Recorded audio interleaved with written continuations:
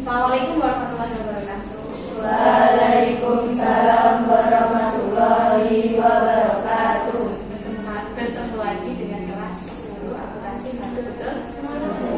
Sebelum mulai pelajaran di pagi hari ini, mari kita berdoa bersama-sama di dalam hati ya. Doa mulai.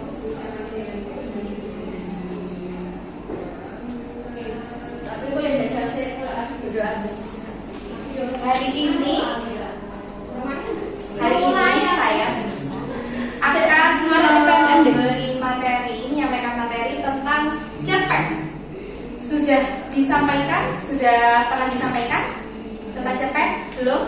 Berarti belum tahu tentang cerpen ya? Ada yang tahu mengenai cerpen? Yang tahu bisa katakan? Ada yang tahu mengenai cerpen? Apa tuh cerpen? Cerpen itu apa tuh? Cerita? Apa cerita?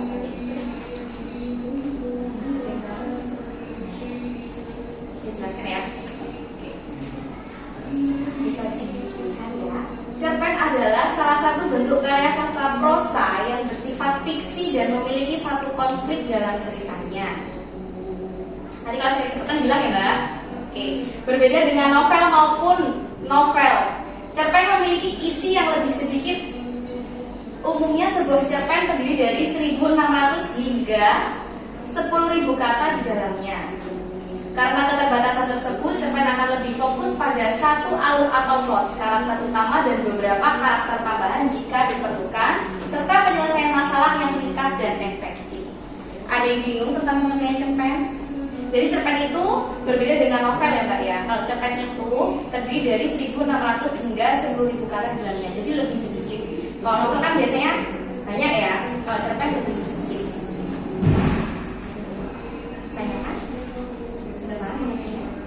Ingat ya. Yang kedua ada ciri-ciri cerpen. Cerpen biasanya terdiri dari tadi ya 1.600 hingga 10.000 kata yang memerlukan waktu untuk membacanya sekitar 10 hingga 30 menit saja. Jadi kalau baca cerpen karena lebih pendek tidak sama dengan novel. Biasanya novel kan berhari-hari ya kan. Nah kalau cerpen ini enggak, hanya cukup waktu 10 hingga 30 menit untuk membacanya. Selain itu, cerpen juga memiliki cerita yang lebih ringkas dan fokus pada satu subjek atau tema. Biasanya berlangsung dalam satu latar dan alur yang sama, sehingga konflik yang diciptakan juga akan lebih fokus. Jadi cerpen itu fokusnya hanya dalam satu konflik saja. Kalau novel kan biasanya ada berkelanjutan, gitu, berkelanjutan, terus ada apa ya, bersambung. Nah kalau cerpen tidak, hanya fokus pada satu konflik saja. Yang berikutnya ada struktur cerpen. Struktur cerpen ada 6 Mbak. Ada abstrak, orientasi, komplikasi, evaluasi, resolusi, dan koda. Apa tahu abstrak itu? Abstrak memberikan gambaran awal atau intisari cerita yang ingin disampaikan penulis. Itu abstrak. Yang kedua ada orientasi, memperkenalkan tokoh dan latar dalam cerpen. Latar yang dimaksud dapat berupa waktu, suasana, atau kondisi dan juga tempat. Latar waktunya apa? Siang, sore, pagi, atau malam? Ya, contohnya sebagai nanti bisa dianalisis lewat cerpen yang saya tampilkan. Kayak latar tempat di mana tempatnya, di rumah atau di rumah sakit atau di sekolah. Oke. Saya serta ada yang bingung? Yang ketiga ada komunikasi, menyusun peristiwa yang dihubungkan dengan sebab akibat. Di tahap ini penulis memiliki tugas untuk menjaga karakter dan tokoh untuk tetap menarik minat pembaca melalui penggambaran konflik yang ada. Jadi di sini penulis itu menggambarkan tokoh dan karakternya sesuai dengan penggambaran konflik yang ada. Jadi biar pembacanya itu lebih tertarik untuk membaca cerpen tersebut. Yang keempat ada evaluasi, memaparkan perjalanan konflik menuju klimaks untuk selanjutnya ditemukan pelariannya. Jadi evaluasi itu di dalam cerpen itu ada sebagai alur ya Bu. Alur yang setelah itu nanti akhirnya alurnya bisa dianalisis, alurnya maju atau mundur atau maju saja atau mundur saja, nanti di situ bisa dianalisis. Konflik sudah bertemu dengan pelariannya dengan cara penulis mengungkapkan solusi dari cerita yang telah dibangun.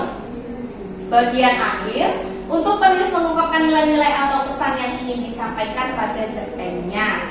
Terakhir, diksi pada cerpen biasanya juga menggunakan yang lebih sederhana atau mudah dipahami. Jadi cerpen itu tadi yang saya sampaikan tidak sama seperti novel, lebih mudah dipahami, mungkin lebih singkat karena cerpen bentuknya tidak seperti novel yang bersambung mungkin ya. Jadi cerpen hanya butuh waktu sebentar untuk membacanya. Sama biasanya baca cerpen, harus baca cerpen kan? Istilahnya cerpen itu bisa dibaca sekali duduk. Ya, sekali duduk. Kan waktunya hanya 10-30 menit selesai. Nanti ingin baca yang cerpen yang beda judul lagi, beda tema lagi bisa. Tapi kalau novel kan tebal, sampai bacanya pasti berhari-hari kan gitu ya. Pasti nanti bersambung. Ada cerpen satu yang judulnya apa, nanti selesai ada lagi kelanjutannya. Kayak nonton film di bioskop, biasanya ada kelanjutannya kan? Kebahasaan pada cerpen. Teks cerpen memerlukan penulisan deskripsi yang jelas dan efektif. Misalnya, dalam menggambarkan fisik seseorang karakter, penulis dapat menuliskannya dengan kata sifat maupun perbandingan. Begitu pula dengan latar cerita, penulis dapat menggambarkan dengan perwujudan benda atau situasi yang ada yang saya sampaikan tadi ya. Terus kemudian untuk membuat cerpen semakin efektif biasanya menggunakan kata keterangan atau frasa adverbial untuk menunjukkan latar tempat atau waktu. Pada saat waktu pulang kantor di sebuah desa ini, misalnya saat waktu pulang kantor di sebuah desa adat dan lain sebagainya. Penggunaan kata-kata kiasan atau konotatif juga perlu untuk dipelajari agar isi cerpen semakin menarik dan imajinatif untuk dibaca. Jadi kalau mbaknya mau membuat cerpen itu harus dengan konotatif dan belajar isi cerpennya akan menarik dan imajinatif. Ada yang di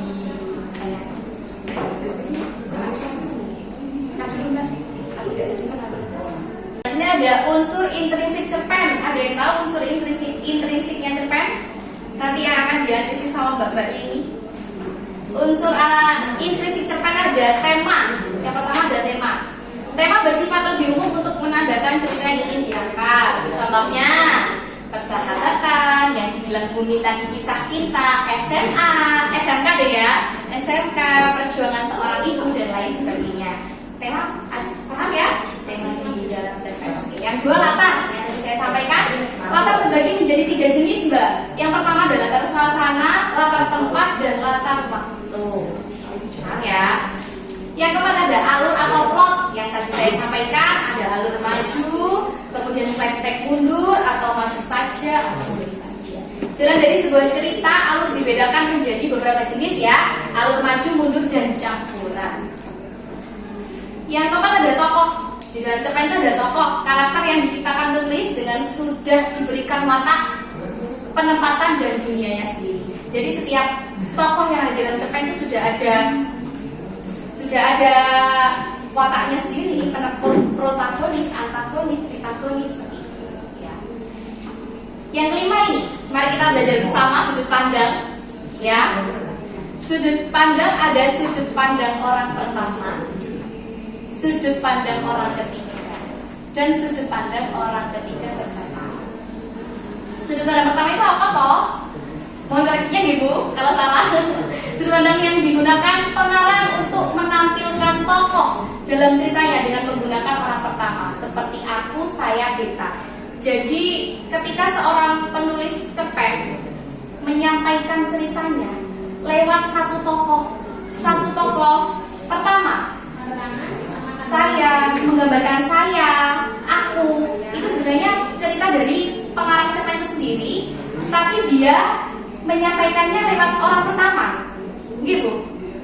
Lewat orang pertama yang ditokohkan. Ngerti bu? Ribuan. Sip, ada. Gak apa-apa. Gini, kalau sudut pandang orang pertama itu juga ada dua ya. Sudut pandang orang pertama sebagai pelaku utama, berarti bintangnya ya. Sudut pandang orang pertama pelaku sampingan, berarti pengarang ikut dalam cerita itu, menjadi tokoh itu, tapi bukan tokoh utama untuk pelaku sampingan. Tapi kalau orang pertama pelaku utama, berarti si pengarang itu adalah tokoh utama dari cerita itu. Inti dari cerita itu adalah pengarang itu sendiri, jadi menceritakan dirinya sendiri, kisahnya sendiri. Itu orang pertama yang pelaku utama. Kalau yang pelaku sampingan, dia ikut dalam tokoh tersebut, ikut dalam cerita, tapi inti ceritanya atau tokoh utamanya itu adalah tokoh yang lain, bukan pengarang. Paham? Paham, Itu untuk yang saya juga sudut pandang orang pertama. Yang sudut pandang orang ketiga adalah sudut pandang yang digunakan pengarang untuk menampilkan tokoh dengan menggunakan orang ketiga. Nah, ini berarti pengarang cerpen itu menggunakan tokoh lain untuk menggambarkan ceritanya. Sebagai pengamat saja. Sebagai pengamat saja. Di luar cerita. Seperti ia, dia, atau nama orang. Bisa pakai nama orang. Sudut pandang orang ketiga serba tahu. Nah, ini sudut pandang yang digunakan pengarang untuk menampilkan seolah-olah serba tahu, sehingga pengarang dapat mengemukakan segala tingkah laku dan pikiran semua tokoh. Di sini saya punya cerpen singkat. Sudah terlihat unsur intrinsik cerpen yang pertama ada. Temanya apa? Sahabatan. Oke. Sudah ketemu ya? Temanya persahabatan. Bisa ditulis? Kita belajar bareng-bareng.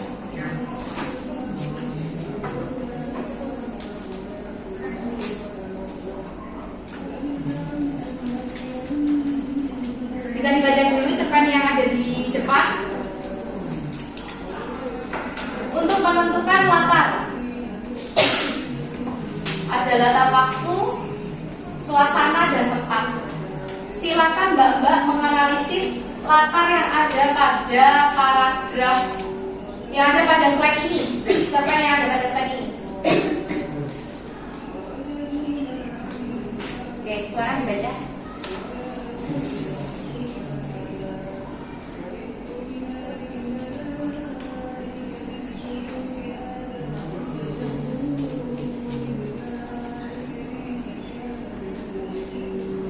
Apakah menemukan latar? Termasuk pada latar hitam? Bisa ditulis.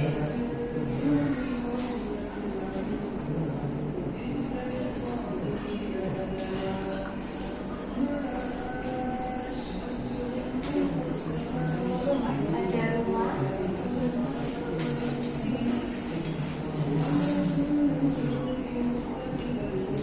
Ada yang lain?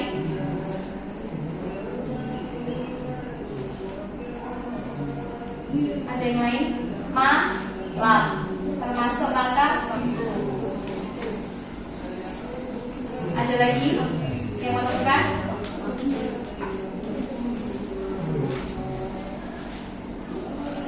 Ada lagi? Rumah masuk latar tempat, malam masuk latar waktu. Sudah? Tidak ada lagi?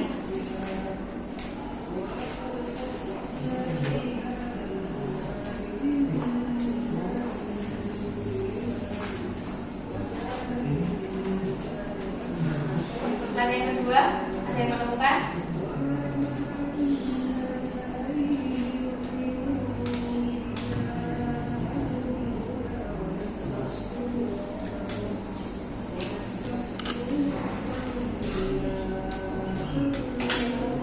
Ada atau tidak?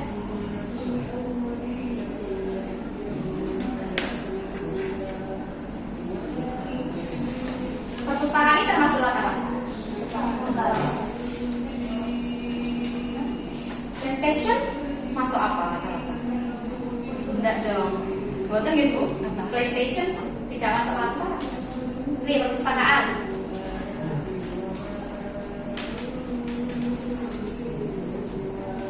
Ada lagi?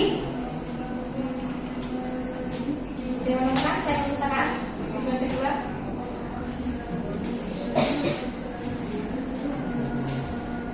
Kalau ada kalimat malam yang sunyi berarti itu latarnya apa?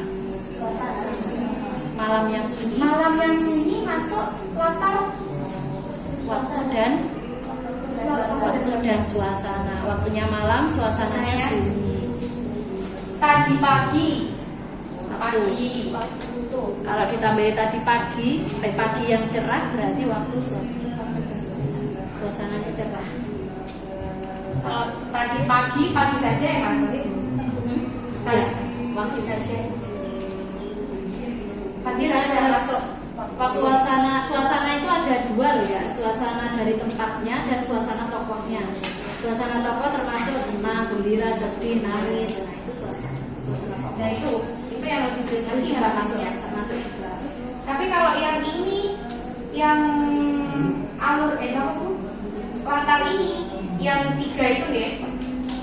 Waktu, Ya, sama tempat, maksudnya suasana pun kalau kamu menemukan di situ kok tokohnya sedang galau, bersedih itu juga masuk suasana tokohnya.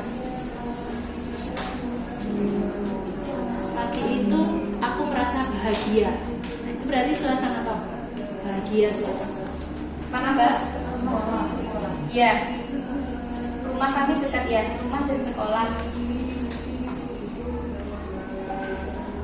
Komplek perumahan juga bisa masuk ya Bu? Iya.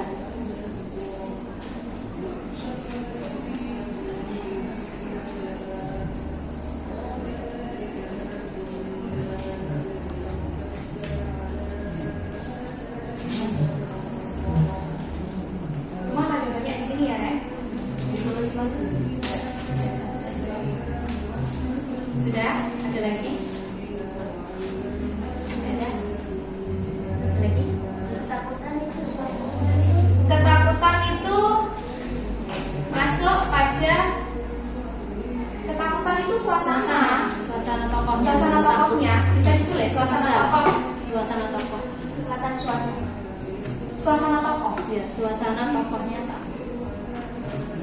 itu kan ini ya Mbak, latar itu kan ya itu tadi ada latar tempat, waktu, Dan suasana. Nah itu yang disampaikan Bu Min tadi, suasana itu ada 2, suasana tempatnya. suasana tempat dan suasana tokoh. Nah ini kan masih termasuk dalam latar. Ya, bagian dari latar. Bagian Bukan dari latar latar. suasana tokoh bukan, jadi ya suasana tokoh saja yang masuk di dalam latar.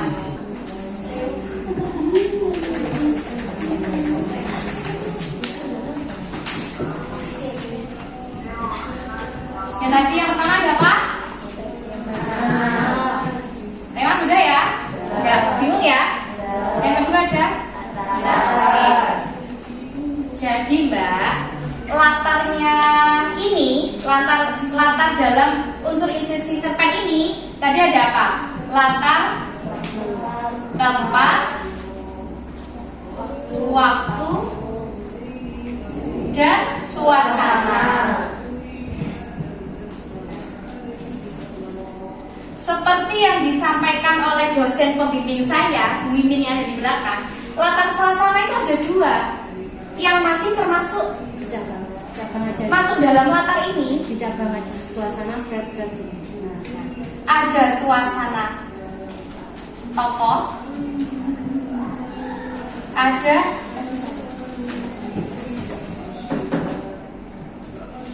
tokoh,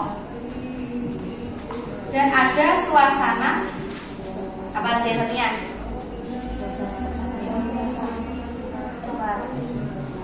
Bang. Nah, yang disampaikan tadi sama yang bingungnya apa?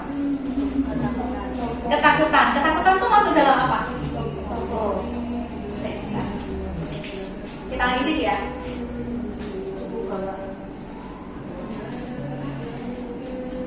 Aku mulai ketakutan. Aku ini siapa? Tokohnya kan yang diceritakan ya. Berarti masuk suasana tokoh. Oke, masih bingung? Silahkan ditulis. Kayak Bumi tadi bilang, aku merasa bahagia, aku merasa sedih. Aku itu kan tokoh, jadi masuk dalam suasana. Pagi ini aku sangat bahagia. Nah, Pagi masuk latar waktu, bahagianya masuk suasana tokoh. Tidak ada Tokoh.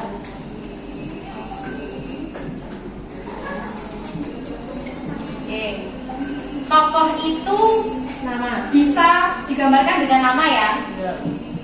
Kalau penokohan, sifat dari tokoh tersebut apa saja tuh sifatnya? Antagonis, protagonis, dan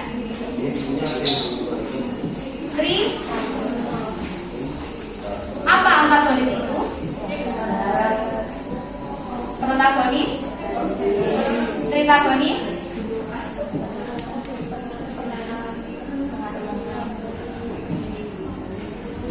terus tahu ya?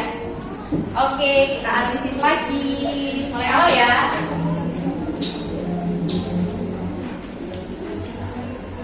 Tokohnya ada siapa saja loh? Nama dulu coba. Ada nggak sih? Nama tokohnya Aku ya.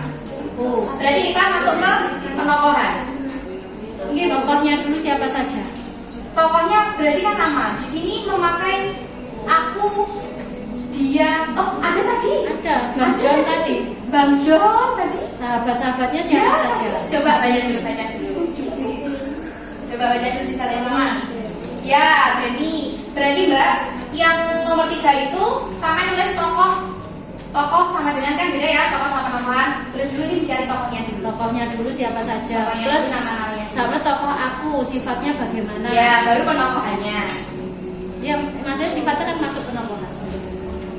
Ada siapa aja tokohnya? Ini ya, ini ya. Tokoh aku ada namanya enggak? Berarti aku ini menggambarkan, menceritakan Ya aku. aku. Tokohnya berarti kalau di situ nggak disebutkan nama tokoh utamanya ya aku berarti. Aku sebagai tokoh utama. Aku sebagai tokoh utama, bahwa terus setelah itu Benny, ada Benny. Gak apa Itu sebagai siapa? Iya, sebagai tokoh utama. Denny sebagai siapa di situ? Perannya dituliskan perannya sebagai apa?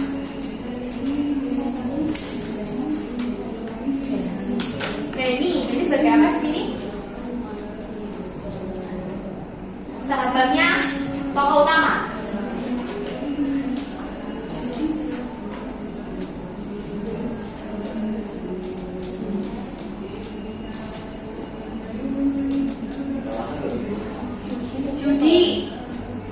Judy sebagai siapa?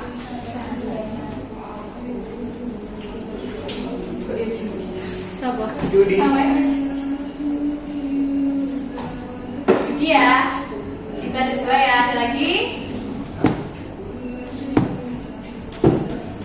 Bang John sebagai sahabatku yang kedua. Sebentar, Judy tadi sebagai apa, Mbak? Katanya sahabat yang kedua. Ini ada kalimat sahabatku yang kedua adalah Bang John. Berarti Judy bukan sahabat yang kedua. Dan pengenalan tokoh kan ada di awal. Judy itu apa?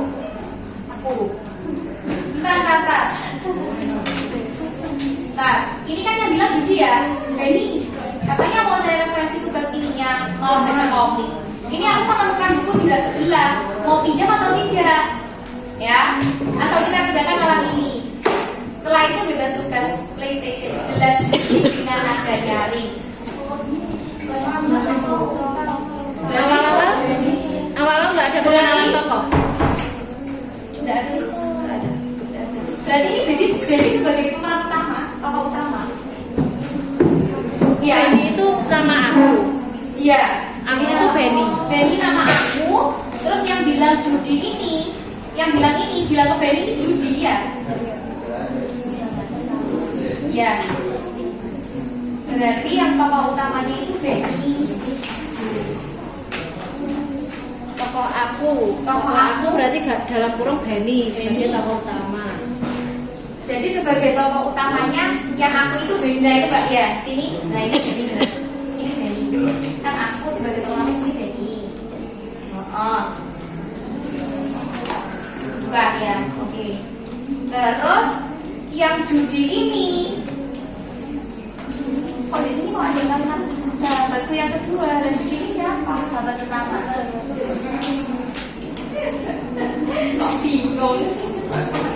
Ya ini kita belajar bersama, saya juga belajar bareng-bareng gitu. Paham alhamdulillah yang mau ikut. Saya nggak baca, kita Iya. cepet deh. yang mau ikut kelas hari ini bisa lebih tahu gitu ya, tahu dulu tentang cerpen dan puisi ya. Oke. Benny sudah, Judi sudah, sahabat yang pertama. Di sini sudah jelas. Sahabatku yang kedua adalah nama sebenarnya adalah berarti Jonathan. Boleh, boleh.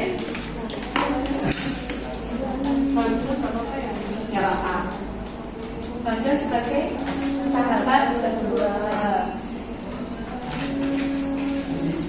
Yang kedua Bang John ya. Yang ketiga tidak ada ya.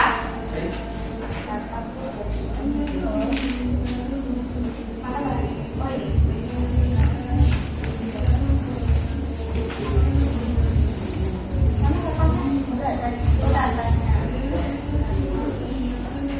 Kalau satpam itu Bu, Berapa? masuk Kalimatnya gimana?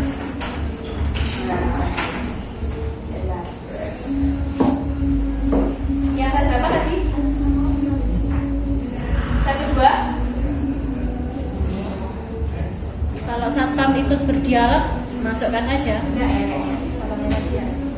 Kalau cuma dikatakan saja sama tokoh lain, ya. Yang habis kejadian di Juli tadi ya. Oh ini. Oke Benny, kamu pergi segera beritahu sama enggak? Enggak itu berdialog berdebat. Tadi sampai mana Pak? Sampai sini sudah ya? Sini sekali ya? Sudah.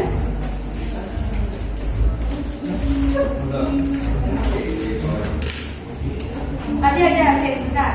Tokoh penantang ya? Tolong apa? Penantang.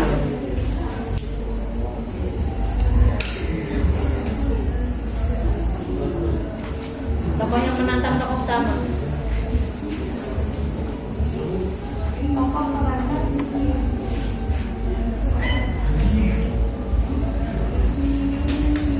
Antagonisnya lah. Maling.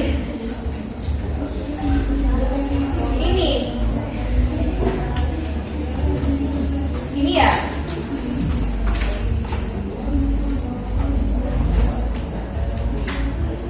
Antagonisnya maling. Maling. Tapi maling di sini tidak berdialog. Terus ini masalahnya apa ya? Konfliknya apa? Konfliknya dia rumahnya kemalingan dan di dalam rumah ya. Terus bilang ke satpamnya, aku dan Bang Jan akan pergoki mereka lewat depan dan teriak maling. Pasti tetangga keluar semua. Terus Lalu setelah itu ini ada dalam iya, yang bilang ke papa mamanya tadi kan? Saya aku dari mana dibaca ikut tugas sama fotoku. Otomotif kembali ke rumah itu. Mbak, di sing nyari toh? Enggak. Iya. Kan tadi sudah. Yang cerita agonis ya sahabat-sahabatnya. Mama Juji ini termasuk ya Bu? Tapi ini tiba-tiba Mama Juji muncul dalam konflik ini setelah malingnya sudah tertangkap. Terus Mama Juji dan Bang John datang ke rumahku dan Denia menjelaskan apa yang terjadi. Ini masuk penengah atau tidak? Hanya sebagai penengah saja. cerita agonis saja. Cerita bagus. Berarti ya Bang John, Judi, dan Mama Juji termasuk cerita. Kalau untuk wataknya ya, Gimana? wataknya baik.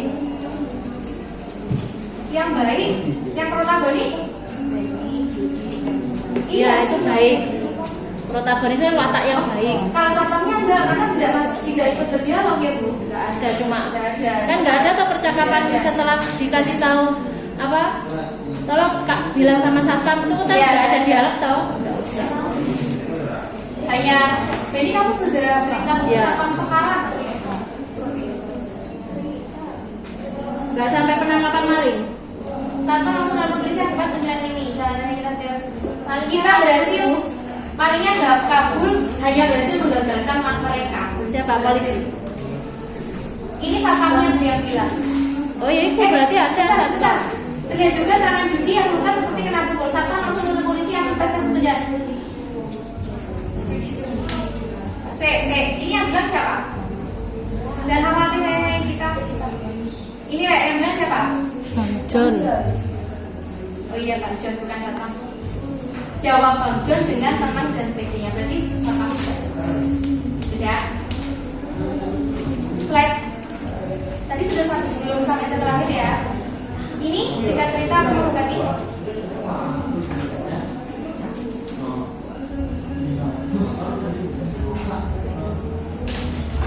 Ini yang banyak terjawab Bang John ya. Ya. Sudah, slide terakhir. Sudah ya. Yang kamu, ayo Mbak. Ayo Mbak. Sudah, dari tadi. Iya. Yang keempat ada apa?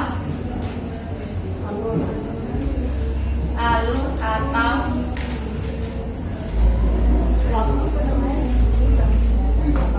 iya.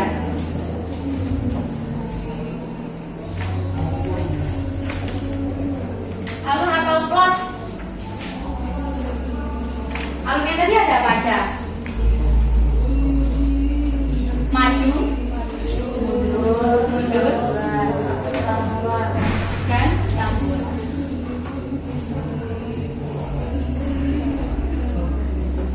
Oke. Setelah Mbak membaca keseluruhan dari cerpen ini, mulai slide 1 sampai terakhir, kira-kira yang ada di cerpen ini alurnya alur apa? Maju. Maju saja. Karena menceritakannya sebenarnya dari itu Jonathan cerita. ya. Maju.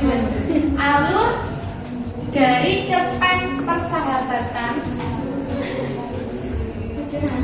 maju dan nyatu.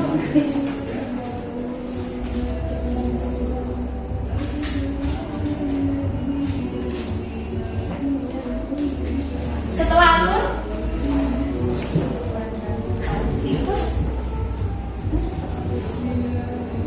saya boleh ambil satu sampel.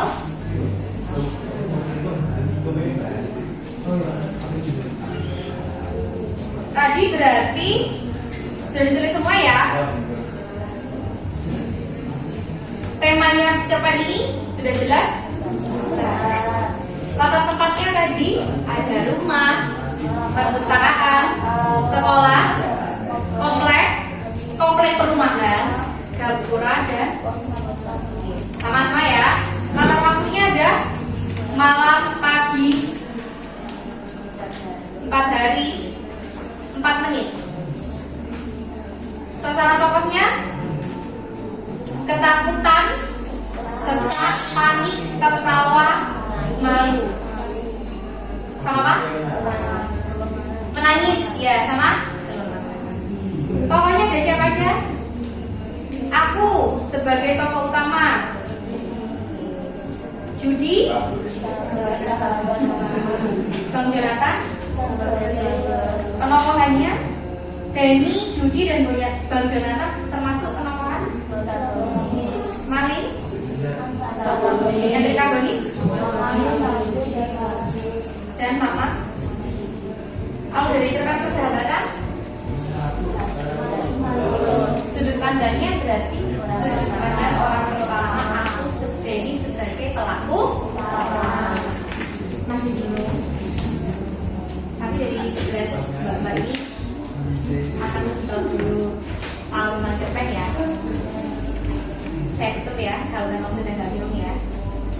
Terima kasih untuk kerjasamanya pada pagi hari ini. Semoga apa yang saya sampaikan bermanfaat. Mohon maaf bila ada salah-salah kata atau penjelasan yang kurang. Saya akhiri. Wassalamualaikum warahmatullahi wabarakatuh. Waalaikumsalam warahmatullahi wabarakatuh.